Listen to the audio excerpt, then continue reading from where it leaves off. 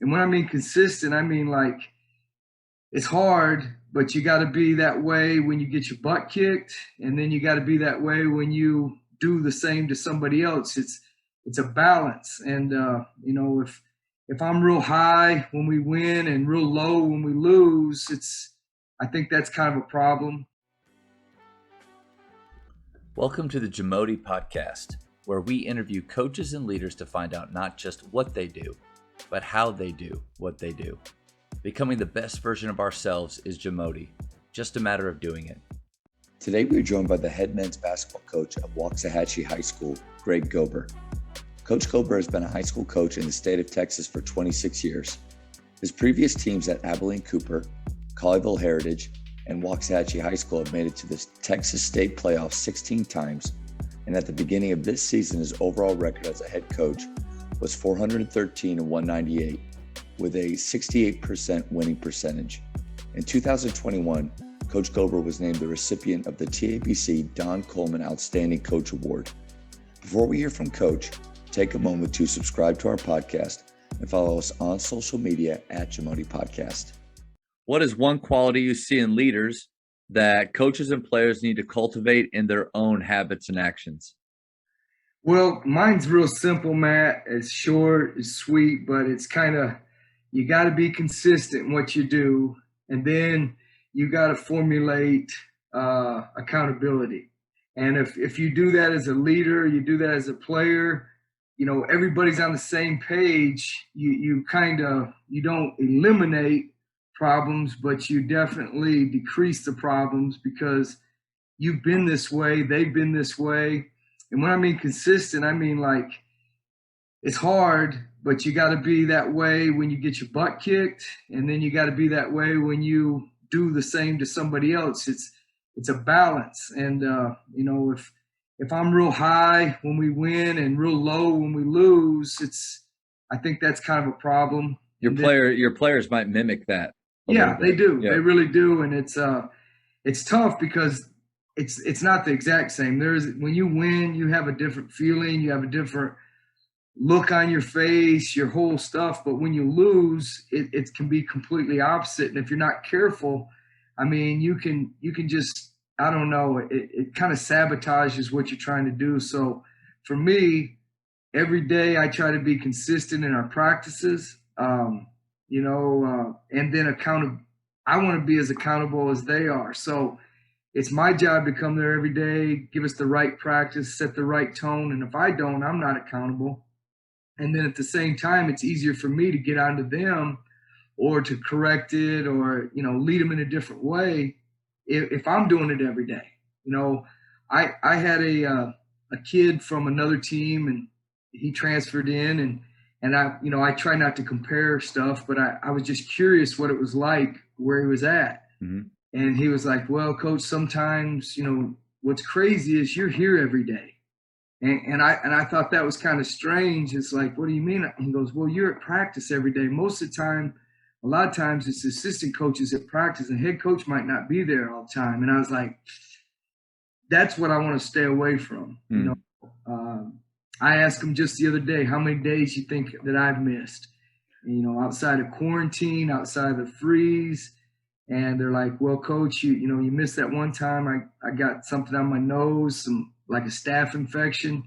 So I missed a day for that. And, but you don't miss. And so what I was really doing was saying, some of you are missing too much, and they understood what I was saying. It's like, if I'm going to be here and I'm accountable, why is it that you're the player and you find reasons not to be here sometimes, but yet you have these tremendous goals and lofty aspirations, but you don't show up?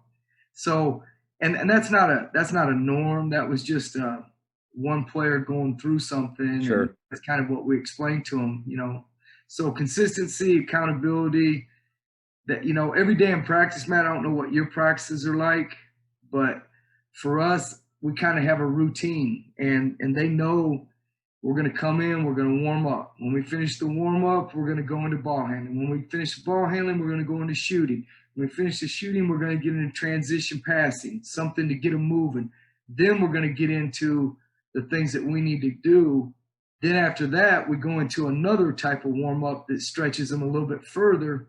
And now we get into our team stuff. So we do that every day. And during the season, we do it. I do it during the athletic period, and we do it after school too. So they're doing it two times a day, every day. But during that consistency, we find different things to do during those ball handling or passing, different types of drills. But it's always consistent. That way they know what's coming. They know what the expectations are. And I try to explain to them why we do it that way too. It's like, I'm going to do a shooting drill. We're going to work on our offense, but we haven't even warmed up shooting. So when we start missing shots, it's going to make everything look bad. You're not going to be in it. So I need you to be the best shooter you can be when we start going over our team stuff to make them believe in it.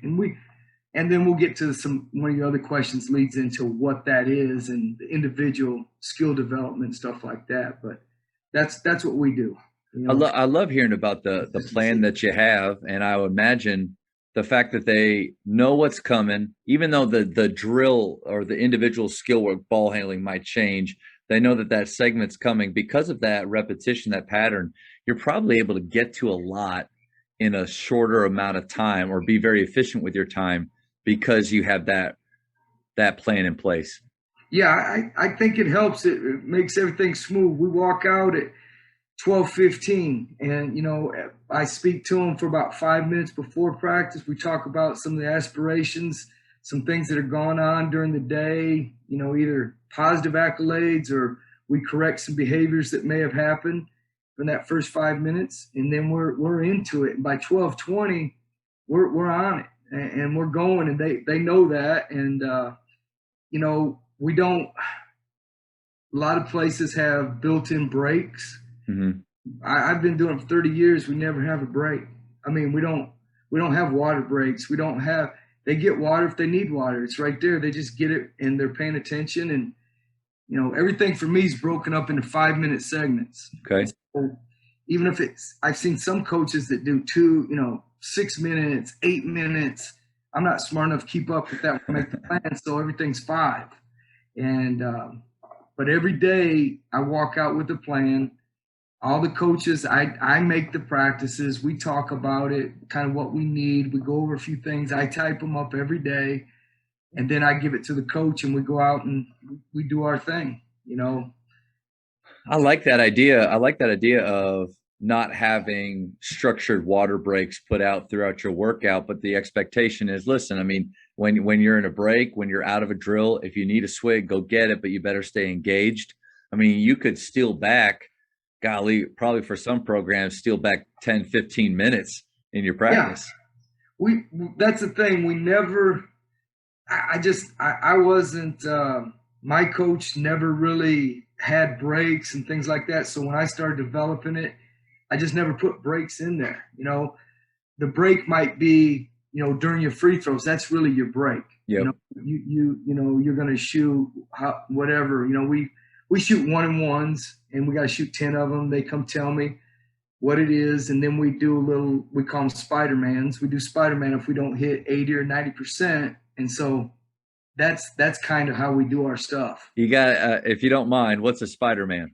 It's just, it looks like Spider-Man. You get down and you look like Spider-Man crawling the wall, but you're crawling the floor, and they're down low. And some days I say, hey, man, you look like a Daddy Longleg, or man, you're a Black Widow today. But and it takes seconds, but at the same time, we're getting a core workout with them. Flexibility there. Hip flexibility is really good. Yeah. They're staying loose. I'm not just running them. Yeah.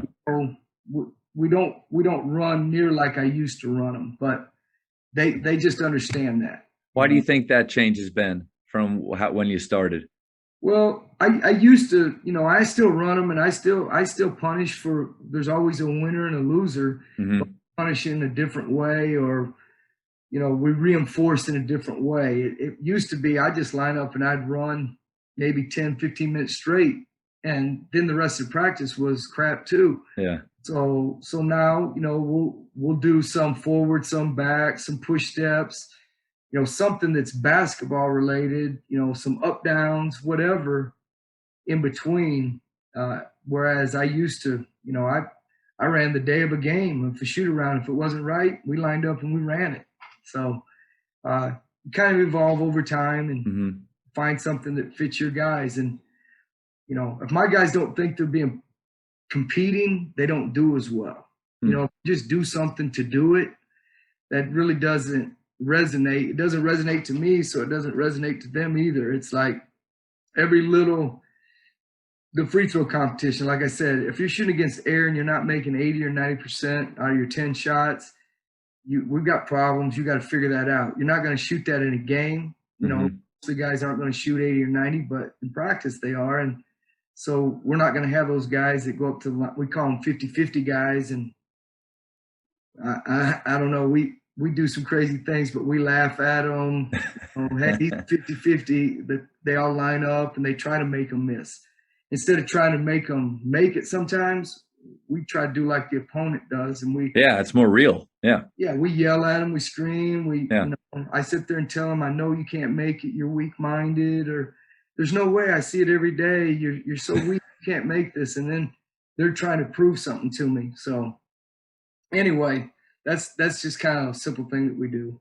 I got to imagine, even with something like that on the free throw line, when you're trying to get in their head a little bit, what type of reinforcement, positive, you come up behind them after, or you have one-on-one talks with them to make sure they're staying on the path that you want them to stay mentally? Really, it's kind of like, man, I just said that just to see what you do. This is what they're going to be doing in the game. I knew you're really going to knock them down, but I can't sit there and tell you that all the time, because everybody's yelling, screaming. So we're having those kind of conversations with them. Like, man, I knew you were going to hit it, but I just had to see how we build them up the same way. Just letting them know that we do believe in them. And it kind of goes back with the whole thing, Matt. I wouldn't be able to run my kids. I wouldn't be able to condition them. We wouldn't be able to compete if they didn't know that I'm going to be there with them. Most of the time our coaches do it with them too. We do the push-ups, or we do the up downs, or we do sometimes that's why your back's hurting you. Yeah. I just get going. If I'm real good, feeling good that day, I'll just make them do push-ups and yoga, poses, and make them hold it, and just to mess with them. But I think it matters if you're willing to do that with them. I didn't miss that shot, but I lost with you. I won with you and I lost with you. So anyway, that's accountability and consistency. They know, it's something as simple as this, Matt. If you're doing a push-up, do the push-up the right way. You can't just go through it and halfway.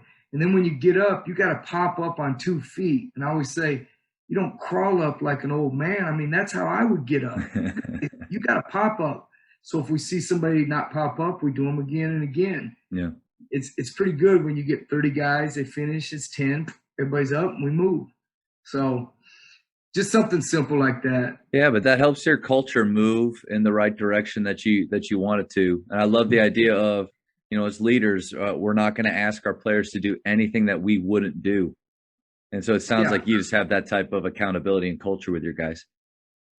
That's, to me, they realize that I hurt just like they hurt, and I feel good just like they feel good, and we're all in it together. And I think that in today's world, especially, if you can do that, you're going to be successful regardless of your talent level, whatever, because everybody's going to be on the same page. Nice. And that's what you got to figure out, is how to get them all on the same page. Coaches, the Jamodi podcast is powered by Ballology. What's your BSA score? The Ballology Skill Assessment is the only verified skills metric endorsed by the NIA and NJCAA to discover and develop the best talent for your team. This 10-minute, 100-shot test can be taken for free today on the Ballology mobile app. Elevate your game. How do you build confidence in your players? For me, it's just being real with them, Matt. I just some people build confidence by nothing but just attaboy, way to go, man, you're so good. I can't, you're better than all the other players. You're my best. We don't do that. I mean, we have our time of that kind of stuff, but ours is more realistic and a challenge. Look, he's the best player. Here's what we've got to do to get to that point. If we're not at that point, then one, we might not be playing. We might not even get a chance to compete with them. And, but that's what we do. And we kind of praise performance versus praising potential. And, I like that. At the end of the season, I was really disappointed with our loss, and I was very, I took it real personal because I felt like I messed them up and I let us down a lot. And but we came up with a saying after we wrote down everything, and I like acronyms, so I put like potential versus performance. This kid's not playing because he's just full of potential. This kid's playing because he's performing. So is it going to be potential, performance? And we just say, we call it poop. What is it? It's either PO for potential or performance, and performance plays and potential sits over there with me. And that's kind of what we do with their confidence. It's like, I know you could be good, and I know you're athletic, and I know you should be able to do this, but if you're not performing, you're not playing, and you may not get that in a game. I mean, it's every day in practice. It's every way that we go about our daily work. So we don't look at it like, well, he shined in the game, so now he becomes a starter. It's like, does he do this all the time? Is he consistent for us? And that's how we build our confidence. The kids, we started a kid for 9 games, and then I never started him again. And then there were several games he never played.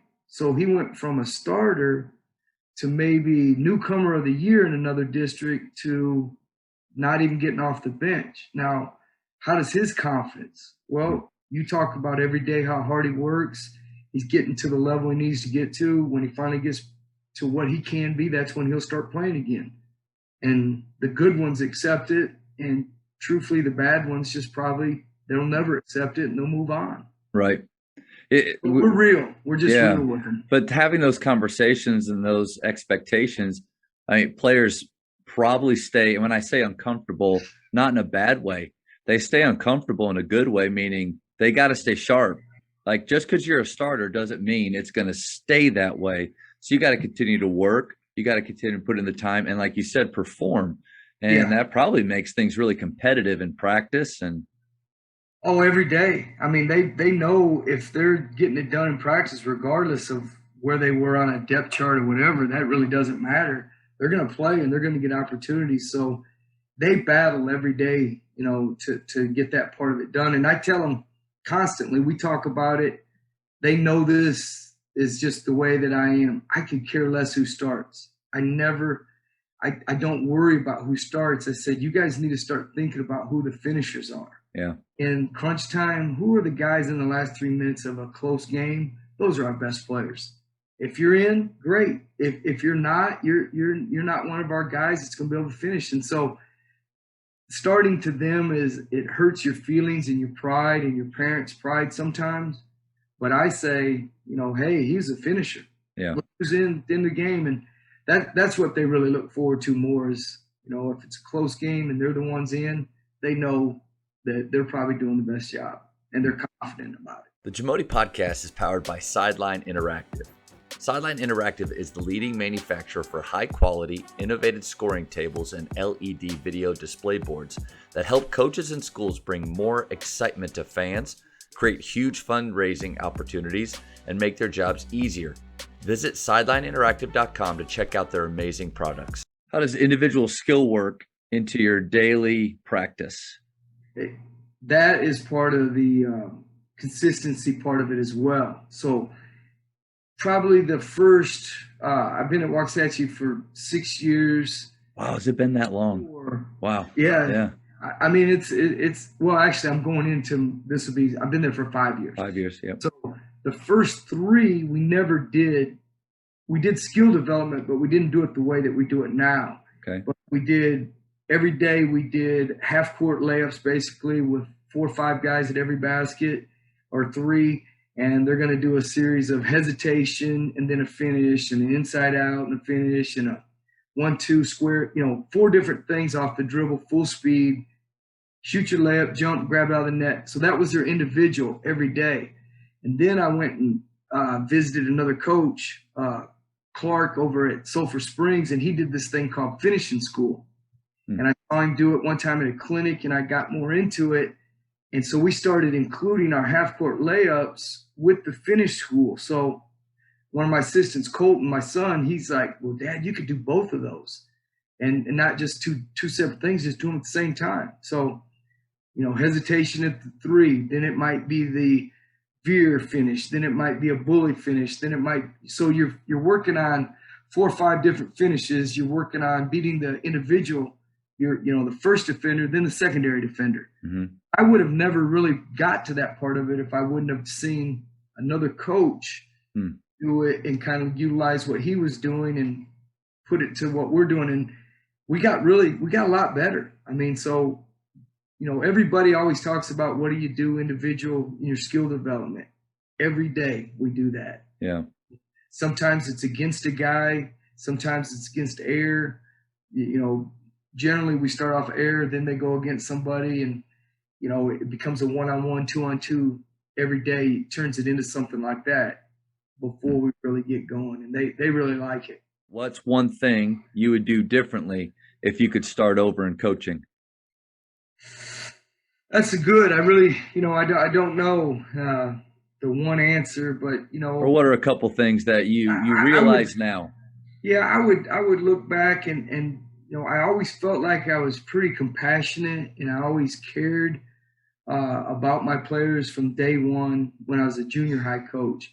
But I think over time and as you age, you start to really, I get accused all the time of being soft now, by ex-players or my own son, or it's like he never used to be that way. But I still feel like I'm incredibly demanding, but maybe a little bit more compassionate and a little bit more intelligent about what I was doing.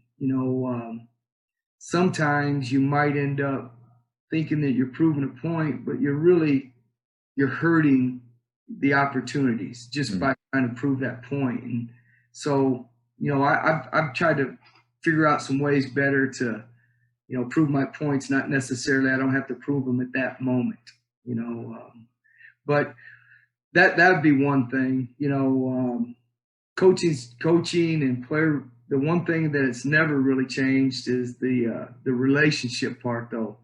You've gotta be close to your guys. I mean, if you're going to ask them to do some crazy things out there and do things that nobody else would do, you better have a good relationship with them. And I've seen that in you, because even at McKinney, when we were playing against you a couple times, we'd see you in tournaments or whatnot, and just knowing you, the way that you are able to coach them hard, but they play hard for you and they love playing for you. So if you could just give me, like, what's a tip to, what do you do to build those relationships with your players the way you have them?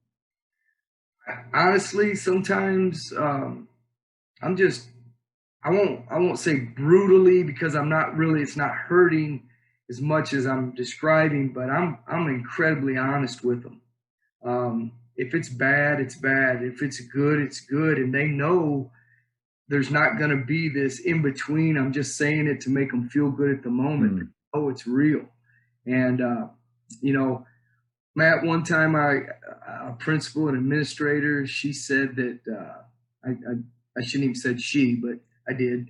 But anyway, she said, that I scared her, that I was demonstrative with the kids, and the kids, I really needed to channel some of my emotions, because it looked like anger all the time.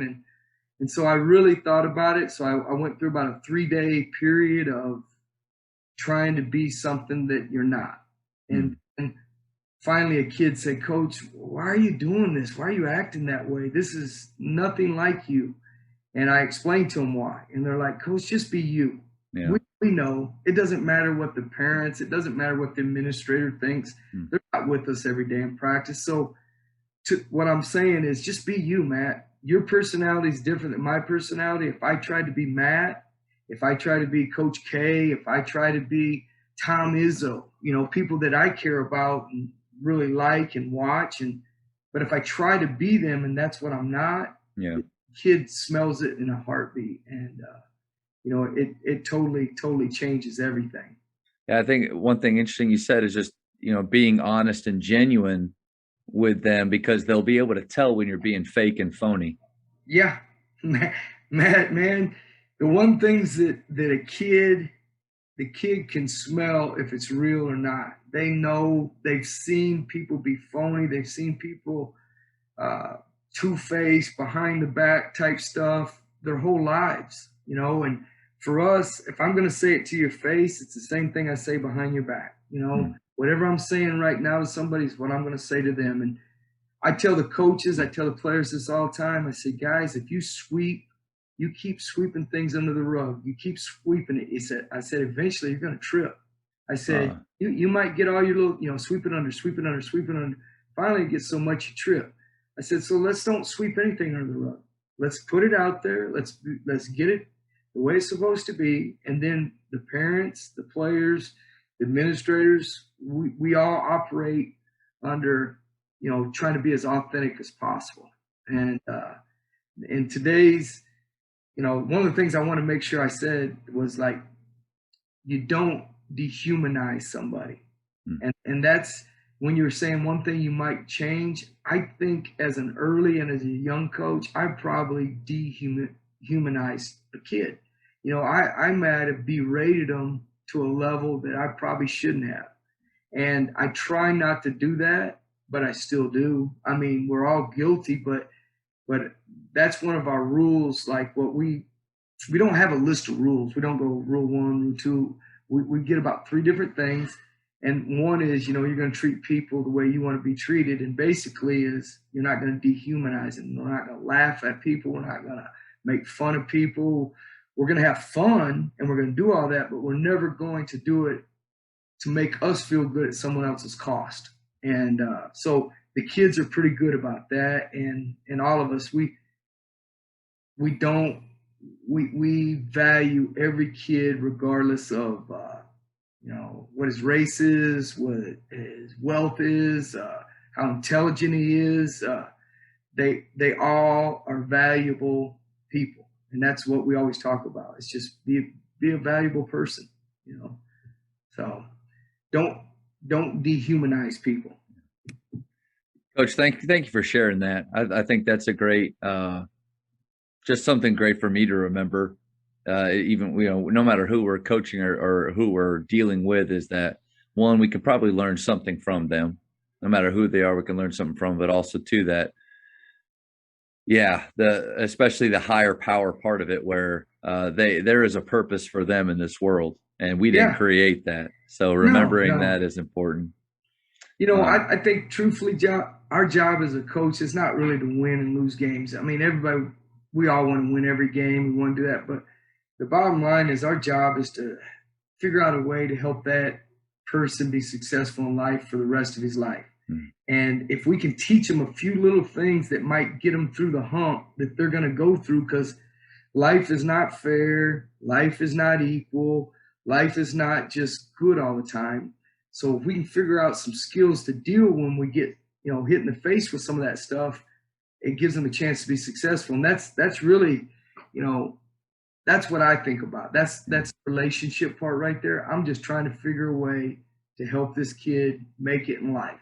And, I'll say one thing about being authentic, Matt. A lot of personal things, your life, you've probably kept in the back of your mind, or just like a kid, he doesn't want to tell the coach everything, but he wants to tell him some things, but it's just, he may not tell him everything.